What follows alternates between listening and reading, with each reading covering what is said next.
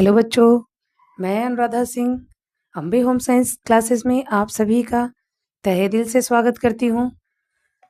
आज हम लोग पढ़ेंगे कक्षा 12 गृह विज्ञान अध्याय 4 खाद्य प्रसंस्करण और प्रौद्योगिकी फूड प्रोसेसिंग एंड टेक्नोलॉजी। यहाँ बेटा हम लोग सिर्फ होम साइंस ही पढ़ाई करते हैं। अब वो कक्षा 6 से हो, बीए हो, एमए हो, टीजीटी हो, पीजीटी हो, कोई, यानी हम सिर्फ और सिर्फ यहाँ पर होम साइंस की ही पढ़ाई करते हैं। उसी से रिलेटेड आप लोगों को जो भी समस्या है आप कमेंट बॉक्स में कमेंट कर सकती हैं, मुझसे पूछ सकती हैं। एनी टाइम मैं आपको रिप्लाई करूँगी। ठीक है बेटा। तो खाद्य क्या है, प्रसंस्करण क्या है, प्रौद्योगिकी क्या है, इसका अर्थ क्या है, परिभाषा क्या है, ये मैंने आप लोगों को पिछले वीडियो में बता दिया। तो जो बच्चों ने पिछला वीडियो नहीं देखा है वो एक बार जरूर देख ले बेटा। अगर आप उसको देख के फिर इसे देखेंगे तो आपको ज़्यादा समझ में आएगा। तो आज हम लोग पढ़ेंगे पार्ट 2 खाद्य संसाधन और प्रौद्योगिकी का विकास। यानी जो खाद्य संसाधन है, जो हमारे खाद्य पदार्थ हैं जिनका हम प्रयोग अपने दैनिक जीवन में करते हैं, उसे हम बड़े स्तर पर किसी भी टेक्नोलॉजी के द्वारा कैसे सुरक्षित रख सकते हैं। बेटा देखो, जो भी हमारे किसान भाई अनाज पैदा करते हैं या आपके घर में, आपके फैमिली में जो भी लोग गांव से बिलोंग करते होंगे, खेती बाड़ी सबके यहाँ होगी, तो जो भी चीज़ वो पैदा करते हैं क्या वो सारा खा जाते हैं?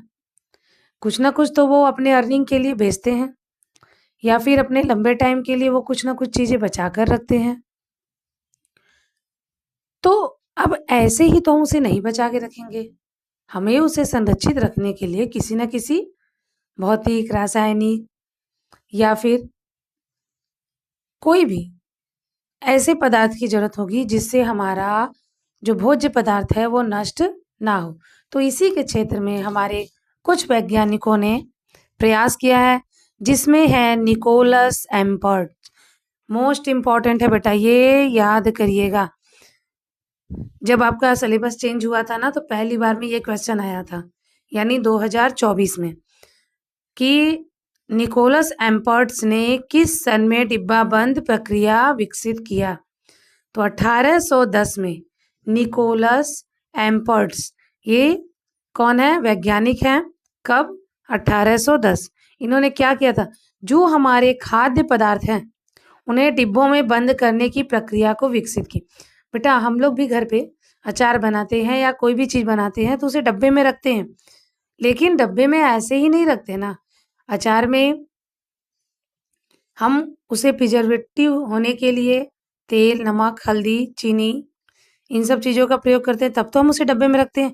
आप कुछ ना करो, सिर्फ ऐसे ही आप कोई भी खाद्य पदार्थ को रख दो, उसमें कोई तेल मसाला कुछ ना डालो, आप देखोगे कि वो आपके भोज्य पदार्थ बहुत जल्दी नष्ट हो जाते हैं।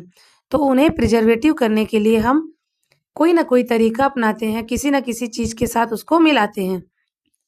तो निकोलस एम्पर्ट्स ने सबसे पहले हमें बताया था डिब्बा बंद, किस तरह से डब्बे में हम अपने भोज्य पदार्थ को सुरक्षित रख सकते हैं।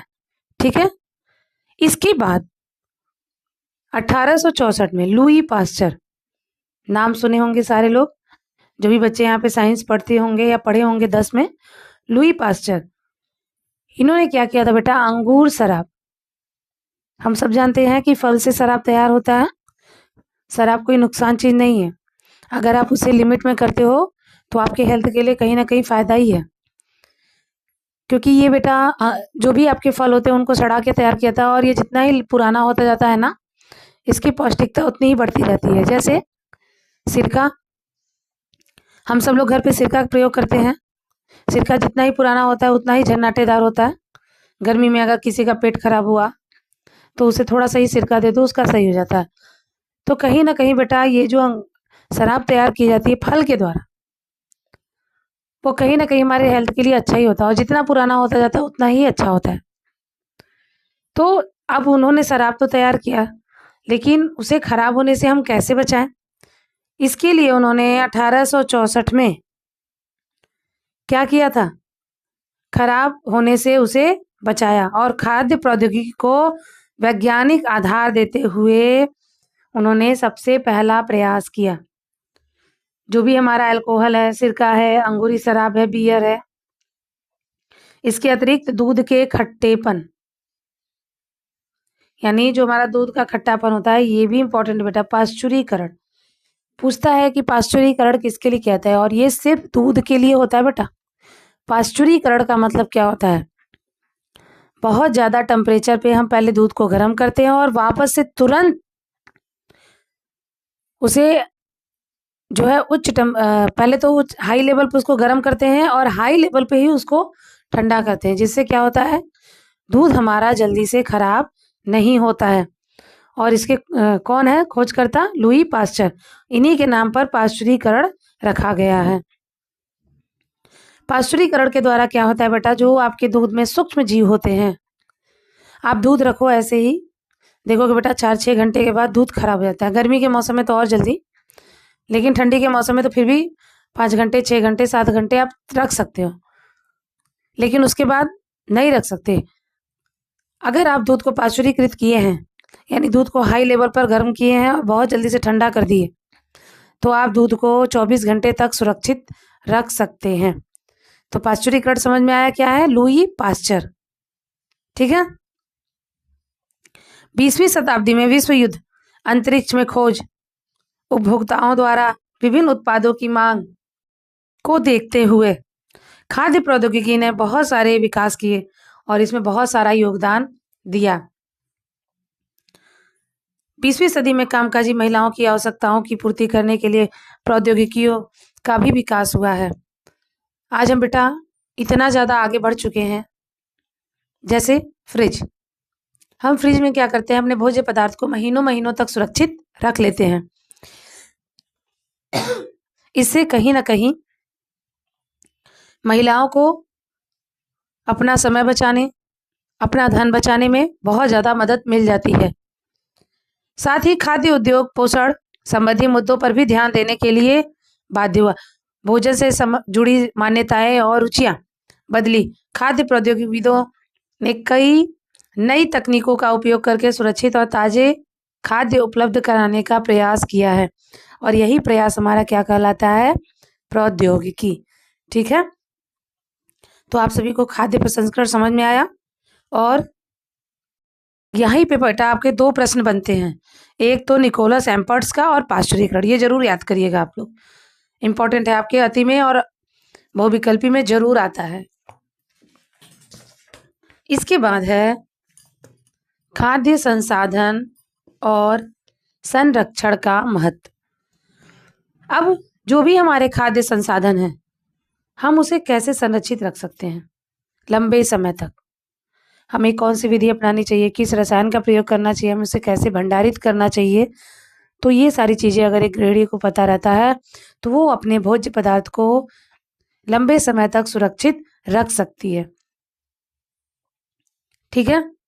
तो देखिए, खाद्य संसाधन से जुड़े व्यावसायिकों को कच्चे पदार्थों के समान गुणवत्ता को प्रभावित करने वाले कारक, खाद्य संरक्षण के सिद्धांत, जल और अपशिष्ट प्रबंधन, अच्छी निर्माण प्रक्रिया और सफाई की विधियों की संपूर्ण जानकारी होनी चाहिए। तभी आप खाद्य प्रसंस्करण, खाद्य संसाधन और संरक्षण कर सकते हैं। हमें ये पता होना चाहिए कि हमारे कौन से खाद्य पदार्थ में हमें क्या सुरक्षित, जैसे बेटा मांस। जब हमारे भारत में पुर्तगाली यहाँ आए थे, हम सब जानते हैं भारत में सबसे पहले व्यापार करने कौन आए थे? पुर्तगाली, फिर डच, फ्रांसीसी। तो जब पुर्तगाली भारत में आए थे व्यापार करने के लिए, तो वो सबसे पहले कहाँ आए थे? भारत के किस हिस्से में आए थे? केरल। और चूंकि हमारा केरल वाला एरिया जो है बेटा, वो मसालों के लिए बहुत ज़्यादा फेमस है, तो ये लोग क्या किए, जो हमारी काली मिर्च है उसे काला हीरा कहा, और ये मसाले लेके जाते थे, उसे पीसते थे। पीसने के बाद जो ये मांस का प्रयोग करते थे ना, मांस जल्दी खराब हो जाता, तो उन मांस में जब ये मसाला लपेट कर रख देते थे, तो मांस कुछ समय के लिए सुरक्षित हो जाता था। तो मसाले जो होते हैं बेटा, ये भी हमारे भोज्य पदार्थ को संरक्षित रखने में मदद करते हैं। तो हमें उसे कितनी मात्रा में रखना है, कैसे रखना है, कैसे यूज करना है, ये सारा ज्ञान हमें होना चाहिए, तभी हम अपने खाद्य पदार्थों का संरक्षण कर सकते हैं। इसके बाद है खाद्य पदार्थ भौतिक, रासायनिक, जैविक रूप से खराब हो सकता है।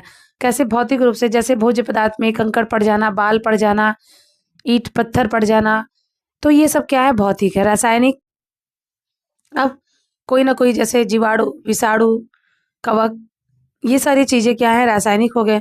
फिर जैविक।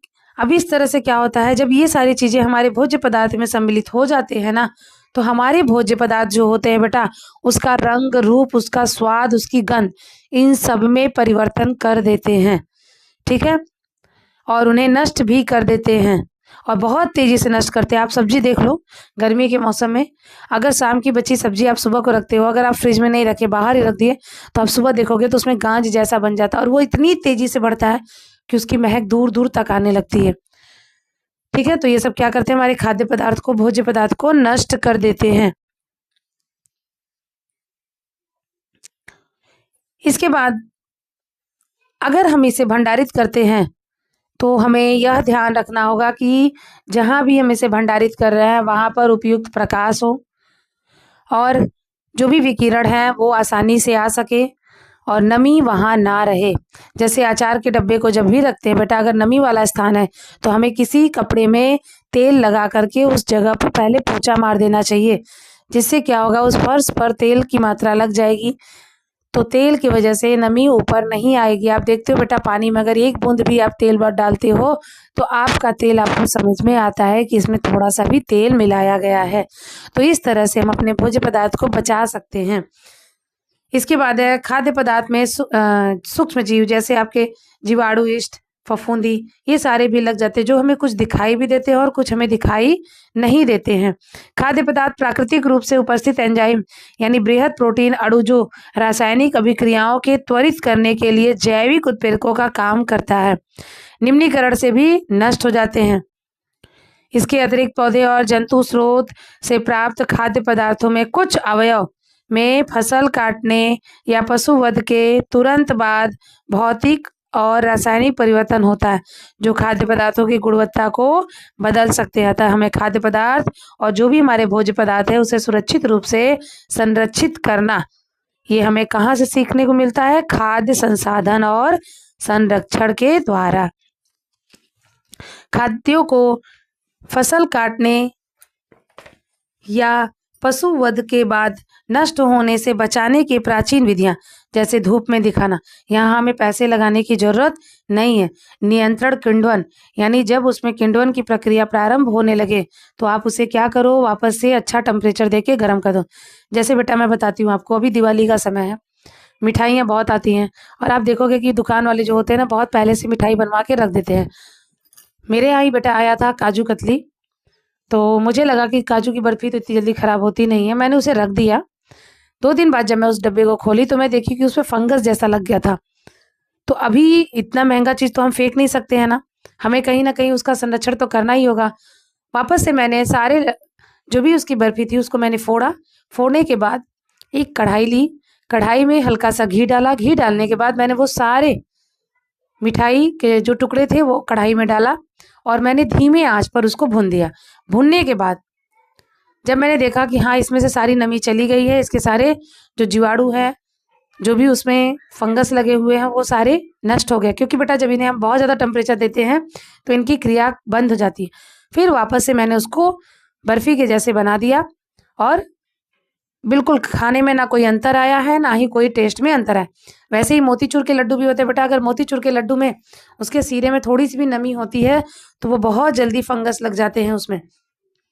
तो हम कोई भी चीज़ बेटा ऐसे फेंक नहीं सकते हैं, हम उसे सुधार भी सकते हैं। तो आप भी इस तरह से अपने घर में अगर कोई भी भोज्य पदार्थ नष्ट हो रहा है या खराब हो रहा है तो उसे हमें कैसे संरक्षित रखना है, ये सारी चीज़ें आप जरूर देखो, और नष्ट करने से, फेंकने से पहले एक बार उसे सुधारने की कोशिश जरूर करिए। ठीक है, तो खाद्य पदार्थ को धूप दिखाना, नियंत्रित करना, सेकना, भुनना, चूल्हे पर पकाना, मसालों द्वारा पकाना, इन सब के द्वारा, नमक लगा करके रखना, इन सब के द्वारा हम अपने खाद्य पदार्थों को लंबे समय तक सुरक्षित रख सकते हैं। अब अगला है खाद्य संसाधन। खाद्यों के विभिन्न वर्गों के सामान्य गुणों और खाद्य विज्ञान के संसाधन, रसायन, खाद्य सूक्ष्म विज्ञान, पोषण, संवेदी विश्लेषण और आंकड़ों का नियमन अच्छे खाद्य विनिर्माण पद्धति सहित आंकड़ों में समाविष्ट करना चाहिए। मतलब हमें एक सही तरीके के खाद्य संरक्षण के नियम को फॉलो करना चाहिए, तभी हम अपने खाद्य पदार्थों को संरक्षित रख सकते हैं। हमें विज्ञान के सिद्धांतों के बारे में ज्ञान होना चाहिए, तभी तो हम उसे कितना टेम्परेचर पे गर्म करना है, फिर कितना टेम्परेचर पे ठंडा करना है, कितने टेम्परेचर पे हमें उसे डिब्बे में स्टोर करना है, ये सारी चीज़ें हमें पता होनी चाहिए। खाद्य संसाधन संबंधी कार्य खाद्य उद्योगों के सुरक्षा काल को बढ़ावा के लिए डिजाइन किए जाते हैं। खाद्य संसाधन के साथ जुड़ी संकल्पनाओं में सूक्ष्म जीव गतिविधियां और खाद्य को खराब होने से प्रभावित करने वाले कारकों को कम करने पर ध्यान दिया जाता है। ठीक है बेटा, अब आगे हम लोग बढ़ते हैं। आज मैं आप लोगों का ये लेसन जो है ना उसे ख़त्म कर दूंगी, ताकि नेक्स्ट वीडियो में मैं आप लोगों के सारे objective, short, mini short, long question सब करवा दूं। इसके बाद जीवाणु, कवक, इष्ट, फफूंदी, भोजन, जो भोज्य पदार्थ को नष्ट करने वाले सूक्ष्म जीव हैं, उन पर हमें कैसे कंट्रोल करना है। सूक्ष्म जैविक वृद्धि जो होती है ना बेटा, वो बहुत तेजी से होता है और इसे प्रभावित करने वाले कुछ अन्य भी कारक है जो प्रमुख है। सबसे पहला है पोषक पदार्थों की उपलब्धता। जब पोषक पदार्थ उसमें उपलब्ध होते हैं, जैसे बेटा प्रोटीन से निर्मित जितने भी भोज्य पदार्थ होते हैं वो बहुत जल्दी नष्ट होते हैं, बहुत जल्दी खराब होते हैं। नमी, पीएच, ऑक्सीजन स्तर, यानी उसका पीएच भी हमें ध्यान रखना होता है। पीएच भी हमारे भोज्य पदार्थों को बहुत ज़्यादा प्रभावित करता है। रोधक पदार्थ, खाद्य पदार्थों में मूल रूप से उपस्थित एंजाइमों की गतिविधि पीएच और ताप पर निर्भर करती है। ताजे फलों और सब्जियों में उपस्थित ऑक्सीकरण एंजाइम ऊर्जा के रूप में ग्लूकोज का उपापचय करने के लिए ऑक्सीजन का उपयोग करना जारी रखते हैं और फलों तथा सब्जियों का सुरक्षा काल कम हो जाता है। बेटा उपापचय क्या है? यहाँ पर कैटाबॉलिक और एनाबॉलिक, यानी उपचय और अपचय के संयोग से जो क्रिया उत्पन्न होती है उसे ही हम क्या कहते हैं? उपापचय। खाद्य पदार्थों को नष्ट होने से बचाने के लिए हम कुछ और भी विधियों का प्रयोग करते हैं, जैसे उष्मा का अनुप्रयोग, जल को हटाना। उष्मा यानी उसे हीट करके, यानी बहुत गर्म करके, फिर नॉर्मल करके जब हम रखेंगे तभी वो चीज़ जल्दी नहीं खराब होगा। जल को हटा दीजिए। आप कोई भी भोज्य पदार्थ है, अनाज है, उसमें से अगर आप जल की मात्रा यानी धूप दिखा करके जल की मात्रा अगर हटा देते हैं तो वो भी लंबे समय तक चलेगा। भंडारण के समय ताप कम करना, पीएच कम करना और ऑक्सीजन और कार्बन डाइऑक्साइड की उपलब्धता पर नियंत्रण करना, यानी इन सब के द्वारा भी हम अपने भोज्य पदार्थ को संरक्षित रख सकते हैं। देखिए बेटा, जीवाणु 5 से 60% पर बहुत तेजी से वृद्धि करते हैं। ताप की यह परास खतरे का क्षेत्र कहलाती है, ये जरूर दिमाग में रखिएगा। अब है बेटा खाद्य पदार्थों का वर्गीकरण, यानी जो भी आप खाद्य पदार्थ यूज करते हैं उसका वर्गीकरण क्या है। पहला है न्यूनतम संसाधित खाद्य पदार्थ। न्यूनतम संसाधित खाद्य पदार्थ यानी जो कम से कम संसाधित खाद्य पदार्थ होते हैं उसे ही हम न्यूनतम खाद्य पदार्थ कहते हैं, जिसमें आपके ताजे खाद्य पदार्थ होते हैं जिसकी गुणवत्ता बनी रहे और ये लंबे समय तक नहीं रख सकते। इसके लिए उपयोग में लाई जाने वाली प्रक्रिया जैसे साफ करना, काट छाट करना, छीलना, फिर इसके बाद पतले टुकड़े काटना और निम्न ताप अर्थात प्रशीतन ताप का भंडारण करना। दूसरा है संरक्षित खाद्य, यानी आपका जो संरक्षित खाद्य है इसके अंतर्गत संरक्षण के लिए प्रयुक्त की जाने वाली जितनी भी विधियां हैं उनके गुणों में परिवर्तन हमें नहीं करना है, हमें सिर्फ विधियों में परिवर्तन करके हमें उसे सुरक्षित रखना है। जैसे हिम शीतित मटर यानी फ्रोजन मटर, निर्जलित सब्जियां, डिब्बा बंद फल। अब देखो बेटा, मैंने बताया था आप लोग को, पिछले वीडियो में बताया था कि जो आपके मटर होते हैं ना, जब सीजन में सस्ते होते हैं बेटा, तो लोग क्या करते हैं, जिनके पास फ्रीजर है बड़ा वाला, तो वो क्या करते हैं कि मटर को स्टोर करके अपने फ्रीजर में रख देते हैं और साल भर यूज करते हैं। मटर खराब नहीं होता, अगर उसे बराबर लाइट मिलती है तो खराब नहीं होता है। निर्जलित सब्जियां, जैसे बेटा पहले मेरी दादी बताती हैं कि जब उनकी टाइम में सब्जियां इतना ज़्यादा मार्केट में मिलती नहीं थी, तो सीजन में ही जैसे गोभी होता था, सेम होता था और ये आपके चने के साग होते थे, तो उन्हें काट करके सुखवा दिया जाता था। सुखवाने के बाद बोलती थी उसे डब्बे में भर के रख देते थे, और गर्मी के मौसम में जब सब्जियों का अभाव होता था तो उन्हें पहले पानी में भिगा देते थे, भिगाने के बाद वापस से उससे सब्जी बनाते थे और वो अच्छा लगता था। थोड़ा सा टेस्ट में अंतर होता था, लेकिन कहीं ना कहीं उसका यूज हो जाता था। ठीक है, तो इस तरह से यानी आप अपने खाद्य पदार्थों को लंबे समय तक सुरक्षित रख सकते हैं। विनिर्मित खाद्य, इस प्रकार से जो भी उत्पादित खाद्य पदार्थ होते हैं, यहाँ पे क्या बेटा, विनिर्मित, यानी नमक है, नमक में आयोडीन नहीं होता है तो आयोडीन उसमें मिलाया जाता है तो वो क्या होता है, विनिर्मित। शक्कर, शक्कर जब तैयार होता है बेटा तो उसको तैयार करने के बाद जो पत्थर के टुकड़े होते हैं उससे उनकी पॉलिश की जाती है। तेल, रासायनिक संरक्षकों का उपयोग किया जाता है। इसके बाद है फार्मूला बंद खाद्य। फार्मूला बंद मतलब जो लंबे समय तक हम किसी भी चीज को संरक्षित रखते हैं तो उसके लिए हमें फार्मूला बंद, जैसे हमारे जो भी पैकेट है, पैकेट में रखा हुआ हमारा बिस्किट है, डबल रोटी यानी ब्रेड हुआ, आइसक्रीम हुआ, वो किस तरह से तैयार रख सकते हैं, किस तरह से हम लंबे समय तक उसे सुरक्षित रख सकते हैं, ऐसे ही खाद्य पदार्थ को हम बोलते हैं फार्मूला बंद यानी फॉर्मुलेटेड फूड्स। फिर है खाद्य व्युत्पन्न। उद्योग में खाद्य पदार्थों के संगठन को कच्ची सामग्री से शोधक द्वारा प्राप्त किया जा सकता है, जैसे गन्ने से शक्कर व तिलहन से तेल। अन्य मसालों से व्युत्पन्न अथवा संगठन को और अधिक संसाधित किया जाता है, जैसे तेल का वानस्पतिक रूप ही घी है। बड़ा देखो, जो रिफाइन ऑयल आता है ना, वो क्या होता है, जैसे आपका डालडा घी हुआ, उस डालडा घी को बहुत ज़्यादा हाई टेम्परेचर पे हीट किया जाता है। आप देखते हो घर में, आप कभी भी ट्राई करना बेटा, आप जब तेल का यूज़ करते हो तो लंबे समय तक जब तेल का यूज़ किया जाता है तो तेल हमें हल्का सा दिखता है। पहले आपको सरसों का तेल थोड़ा गाढ़ा दिखता है, लेकिन जैसे वो गर्म हो जाता है तो वो तेल हमें हल्का दिखता है और हल्का ग्रीन सा दिखने लगता है। तो वही जो आपके डालडा या जमे हुए जो घी होते हैं, देखो बेटा, घी और तेल दोनों, घी जम जाते हैं यानी 20 डिग्री टेम्परेचर पे जो होता है वो क्या होते हैं, जम जाते हैं आपके। अगर 20 डिग्री टेम्परेचर से कम हुआ तो वो जम जाते हैं, अगर ऊपर होता है तो वो नहीं जमते। लेकिन तेल, तेल यहाँ अगर माइनस में भी टेम्परेचर चला जाता है तो तेल जमता नहीं है, ठीक है। अब यहाँ पर है संश्लेषित खाद्य। संश्लेषित खाद्य यानी ऐसे खाद्य जो सूक्ष्म जैविक अथवा रासायनिक संश्लेषण द्वारा विनिर्मित किए जाते हैं। फॉर एग्जाम्पल, उद्योग में उपयोग में आने वाले एंजाइम और पोषण, जैसे विटामिन। कोई भी खाद्य पदार्थ में अगर विटामिन की कमी होती है तो हम उसे मिला करके क्या करते हैं, उस खाद्य पदार्थ की पोषक तत्वों को यानी उसके न्यूट्रिशन वैल्यू को बढ़ा देते हैं। फिर कार्यमूलक खाद्य, यहाँ पे क्या है, फंक्शनल फूड, ऐसे खाद्य पदार्थ जो मानव स्वास्थ्य पर लाभकारी प्रभाव डालते हैं। फिर चिकित्सकीय खाद्य, इसमें क्या होता है, रोगों द्वारा यानी आपका क्या रोग है, आपको क्या समस्या है, उसके द्वारा, उसके आधार पर जो आहार प्रबंधन किया जाता है वही हमारा चिकित्सकीय खाद्य पदार्थ कहलाता है। जैसे जिसको भी मधुमेह होती है, डायबिटीज होता है, उसे हमें सोडा वाला कोई भी भोज्य पदार्थ नहीं देना चाहिए। फिर है आपका खाद्य प्रसंस्करण प्रौद्योगिकी के लिए आवश्यक ज्ञान, तो ये आप रहने दीजिए। अगला है बेटा खाद्य प्रसंस्करण और प्रौद्योगिकी का महत्व। क्या महत्व है हमारे खाद्य प्रसंस्करण और प्रौद्योगिकी का? तो भारतीय खाद्य प्रसंस्करण उद्योग जो है बेटा, वो हमारा भारत जो है बेटा, वो बहुत ज्यादा मात्रा में खाद्य पदार्थों का आयात निर्यात करता है।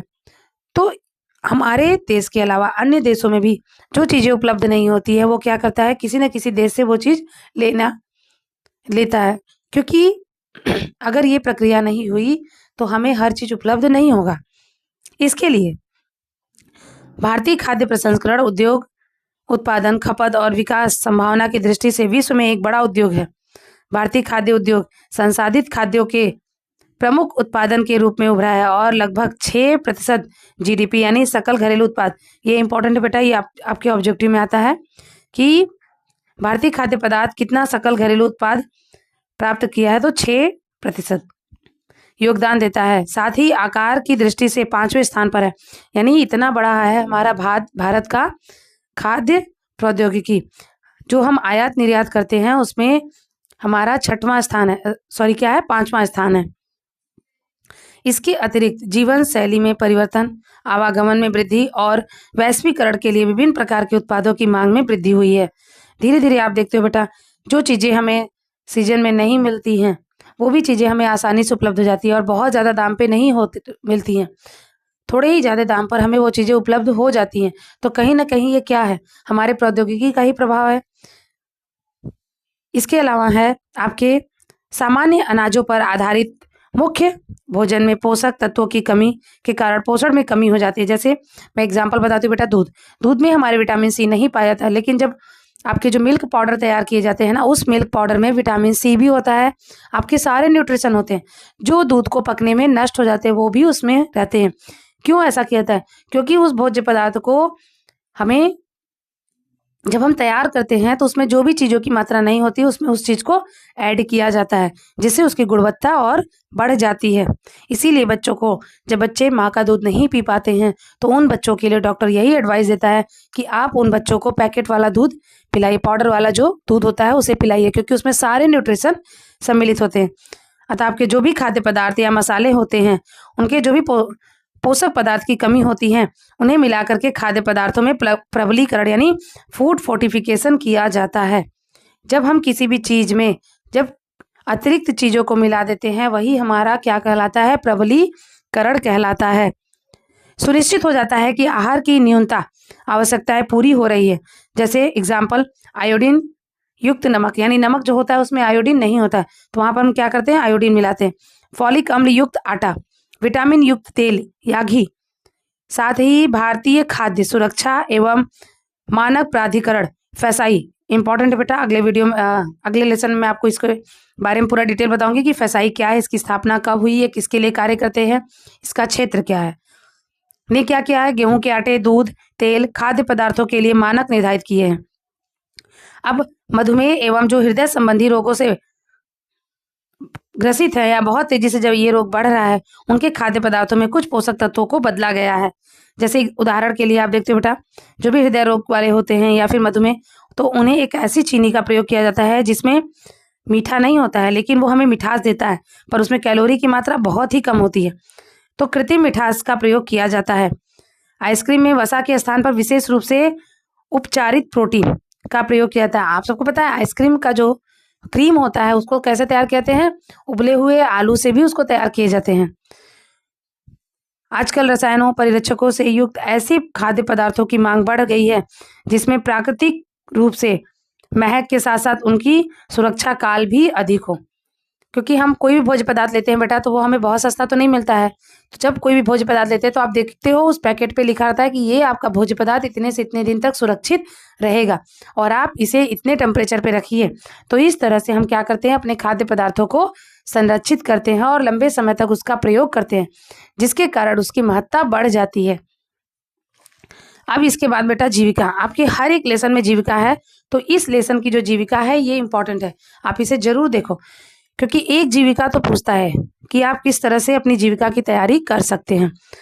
तो खाद्य उत्पादों में संसाधन निर्माण, शोध और विकास, खाद्य सुरक्षा को सुनिश्चित करना और खाद्य गुणवत्ता की मॉनिटरिंग करना, गुणवत्ता को नियंत्रित करना और पद्धतियों में सुधार लाना, ये सारा लाभप्रद उत्पाद को सुनिश्चित करने हेतु लागत निकालना और नियामक मामले सम्मिलित होते हैं। तो जीविका के लिए जो लोग खाद्य प्रौद्योगिकी में आना चाहते हैं वो किसी भी एक शाखा से विशेषज्ञता प्राप्त कर सकते हैं, चाहे वो पेय पदार्थ हो, डेयरी उत्पाद हो, मांस, मुर्गी पालन, समुद्र खाद्य, वसा, तेल या कोई भी क्षेत्र, उसमें वो अपनी जीविका सुनिश्चित कर सकते हैं। आपके पास वो कौशल होना चाहिए, जैसे खाद्य विज्ञान, खाद्य रसायन, सुरक्षा, गुणवत्ता, आश्वासन, बेहतर विनिर्माण पद्धति और पोषण का ज्ञान, ये आपके अंदर ज्ञान होना चाहिए, तभी आप इसमें अपनी जीविका तैयार कर सकते हैं। खाद्य सामग्री, बड़े पैमाने पर खाद्य निर्माण और खाद्य उत्पाद में उनका उपयोग करना और किस तरह से, कितनी मात्रा में, कहाँ कहाँ पर हम कितने चीज़ों को मिला सकते हैं, इसका भी ज्ञान होना चाहिए।